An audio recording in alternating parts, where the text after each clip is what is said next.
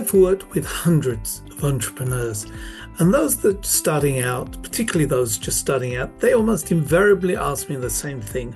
Michael, give me the guide, give me the template, give me the step-by-step formula to opening a new business. Here's the truth. There is no one-size-fits-all guide. It depends on you, your background, your character, your experience in your industry. But after all these years of mentoring, I have noticed a few patterns or two. And I'd like to show you today those 9 critical aspects that together form a roadmap, not a template, but a framework that can help you save a lot of time, money, and headaches as you move forward. Now, some may be obvious, and I think a few, though, will cause some surprises. By the end of this video, you'll know what to focus on first and what to avoid, so your business actually has a great chance of thriving. Before we dip in, please hit the subscribe button. It takes 2 seconds, it's free, and ensures that you will get our next video the moment it's live. And it helps us at the 172 group create more free content for people like you. And now to those 9 points, and I hope a bonus. So let's start with the vision statement. Know where you're going. Now, this is where I personally got things so badly wrong when I started out many years ago. A vision statement may sound vague, but it's critical.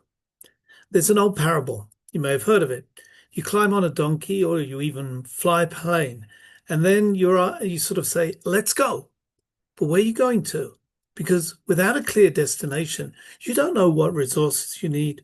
You don't know what time you need to allocate or energy you need. You don't know what staff or provisions. You risk going round in circles or worse, crashing. And that used to be me way back when, because a vision statement anchors every decision you make in your business. Item number 2 is dig into the detail. Early on, I remember very well receiving some excellent advice from the late and much beloved Ed Malavsky, one of the founders of Israel's Startup Nation concept. And what he said really did change the way I approached my business. As I left a meeting with him, he quietly urged me, but I could hear it was more than urging. He quietly urged me, never forget, Michael, the devil is in the detail. Ask questions, ask more questions, then ask again. Understand the problem to its roots, understand the solution to its roots, the process, the why behind it all. Surface level understanding is rarely enough, and it's the clarity that you're striving for which will eventually prevent some very costly mistakes. Item number 3 is one of my favorites. Your business model. Simple questions, deep answers. Now, a business model isn't just, I want to make money. It answers 5 one-syllable questions. What are you selling? How are you selling it? Who are you selling it to? For how much? And why does it matter, both for you and for your prospective customer?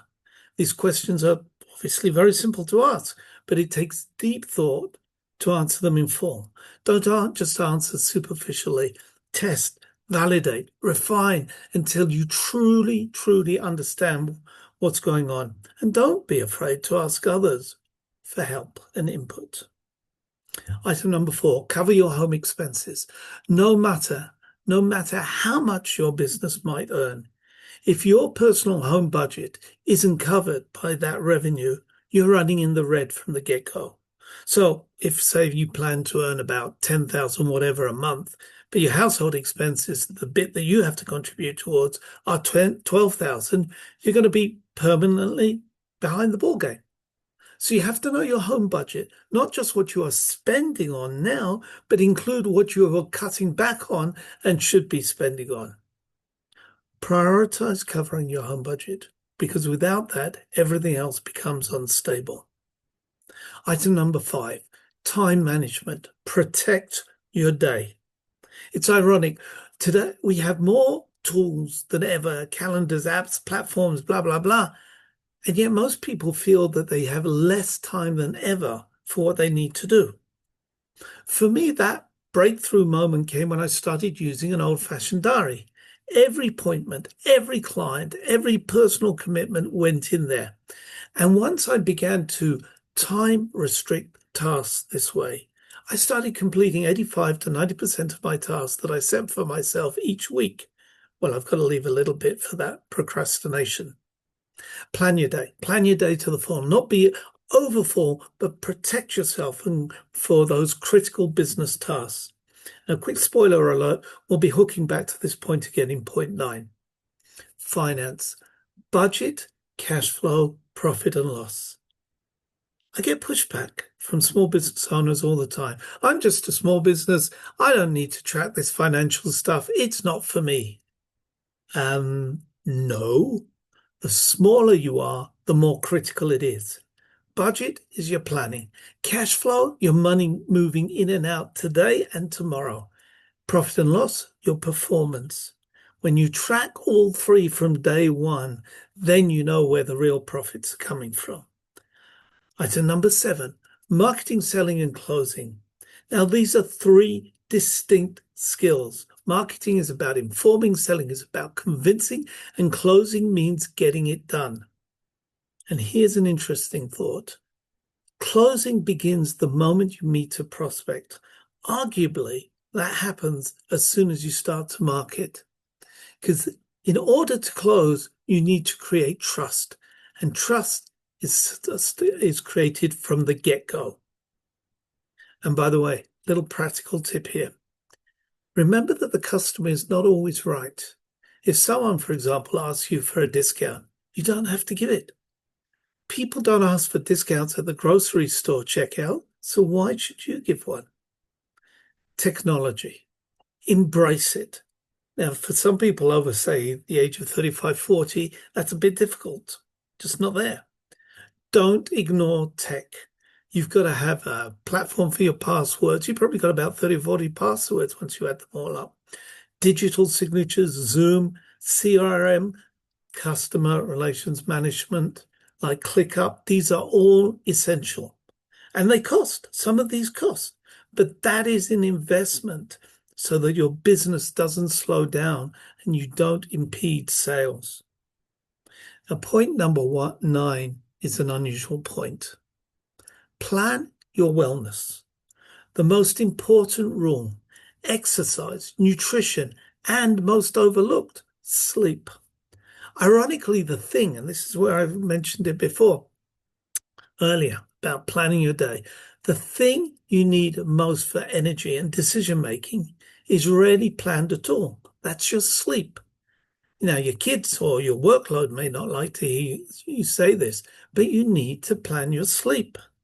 Because when you go to bed on time, you form regular sleep patterns, which will save you a fortune of time from running to your medical appointments much later in life. But you can plan your bedtime, not just when you wake up in the morning, but when you actually go to bed. Regular sleep patterns will save you a fortune of time. First of all, you'll think better the next day. That'll make you more effective. And secondly, it'll save you a whole load of medical appointments downstream as you get on in life. Your health is the foundation. Without it, the business, your family, and your life all suffer. So let me add in a little bonus. What makes a good accountant? Now, we all know that sooner or later we're going to need an accountant. So what makes a good accountant? It's another of those frequently asked questions I get. So here are 3 quick pointers. A good accountant will onboard you in a relatively painless manner without bamboozling you and without costing you too much. A good accountant will send you monthly reports for your incoming expenditure on a set day of each month. And a good accountant will sit down with you at least twice a year in person, explain what action you can take, what your annual statements mean to you.